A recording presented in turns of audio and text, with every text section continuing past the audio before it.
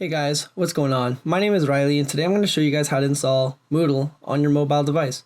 I'm currently a third term student in game design, and what I want to do is go to profile on my Moodle page. If you haven't been on Moodle page yet, you can access it through the My Cambrian app, and as you can see there's all of these 7 courses?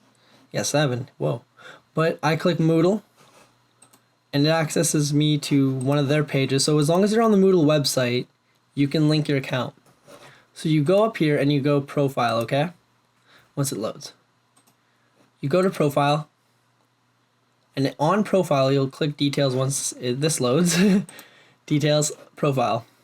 So you get your mobile app, and you just have to install it either on an Android or iPhone, and you scan it. I already did mine, but it's really helpful. I really recommend using it, and it updates all of the notifications onto your phone, so you'll get notified from your teachers easier, and it's just better for everyone.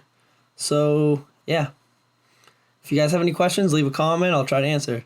Thank you. Peace.